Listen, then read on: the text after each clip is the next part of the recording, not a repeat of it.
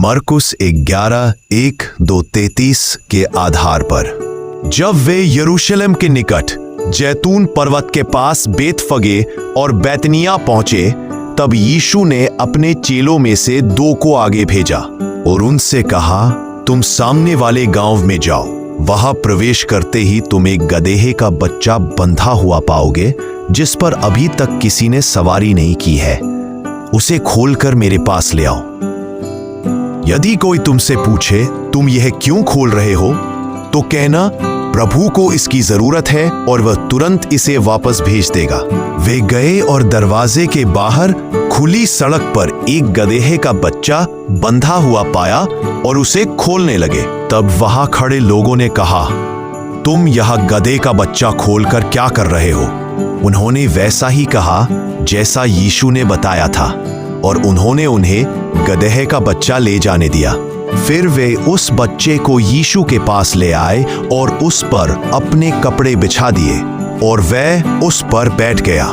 बहुतों ने अपने वस्त्र मार्ग में बिछा दिए और कुछ ने खेतों से डालियां काटकर रास्ते पर बिछाई। जो लोग आगे पीछे चल रहे थे वे पुकारने लगे, होशाना, धन्य है वह जो प्रभु के नाम से आता है। धन्य है वह राज्य जो हमारे पिता दाऊद का है और अब आ रहा है। ऊंचे स्थान पर होशाना। इस प्रकार यीशु यरूशलेम में आया और मंदिर में प्रवेश किया। उसने चारों ओर सब कुछ ध्यान से देखा।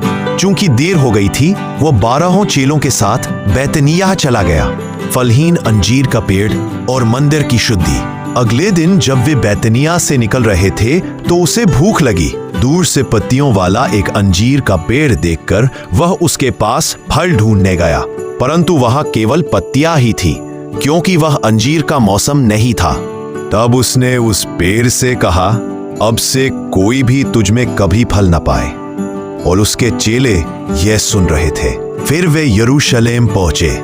यीशु मंदिर में जाकर वहां बेचने और खरीदने वालों को बाहर निकालने लगा, और वह उन्हें शिक्षा देकर कहने लगा, क्या यह लिखा नहीं है, मेरा घर सब जातियों के लिए प्रार्थना का घर कहलाएगा, परंतु तुमने इसे डाकुओं की गुफा बना दिया है। यह सुनकर महायाजक और शास्त्री उसे मार डालने का उपाय ढूंढने लगे, क्योंकि वे उससे डरते थे। सारे लोग उसकी शिक्षा से चकित थे। और जब सांझ हुई तो यीशु और उसके चेले नगर से बाहर चले गए। सूखा हुआ अंजीर का पेड़। अगले दिन जब वे उस रास्ते से गुजरे तो उन्होंने देखा कि अंजीर का पेड़ जड़ों समेत सूख गया है। पतरस को याद आया और उसने यीशु से कहा, रब्बी, देखिए, जिस अंजीर के पेड़ को आपने श्राप दिया था वह सूख गया है।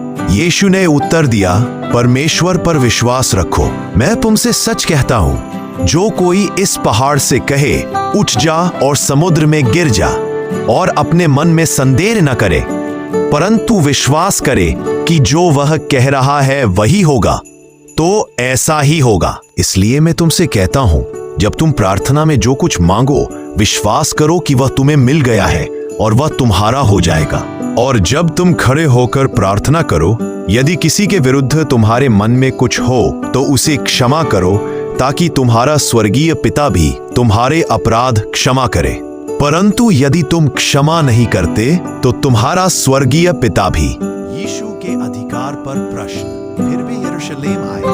जब वह मंदिर में टहल रहा था तो महायाजक, शास्त्री और प्राचीन उसके पास आए और उससे पूछने लगे, तू ये काम किस अधिकार से करता है, और यह अधिकार तुझे किसने दिया? यीशु ने उत्तर दिया, मैं भी तुमसे एक बात पूछूंगा। यदि तुम मुझे उसका उत्तर दो तो मैं भी बताऊंगा कि मैं ये काम किस अधिकार से करता हूँ। बताओ, यूहन्ना का बपतिस्मा स्वर्ग से था या मनुष्यों से? मुझे उत्तर दो। वे आपस में विचार करने लगे। यदि हम कहें स्वर्ग से तो वह कहेगा, फिर तुमने उस पर विश्वास क्यों नहीं किया? पर यदि हम कहें मनुष्यों से तो हमें डर है, क्योंकि सब लोग यूहन्ना को नबी मानते थे। इसलिए उन्होंने यीशु को उत्तर दिया, हम नहीं जानते। तब यीशु ने उनसे कहा, तो मैं भी तुम्हें नहीं बताऊंगा कि मैं ये काम किस अधिकार से करता हूँ। प्रिय भाइयों और बहनों, अगर आपको यीशु का वचन सुनना अच्छा लगता है तो इस चैनल को लाइक, शेयर और सब्सक्राइब जरूर कीजिए, ताकि ऐसे छोटे छोटे और सुंदर वचन आप तक हर दिन पहुंचते रहे।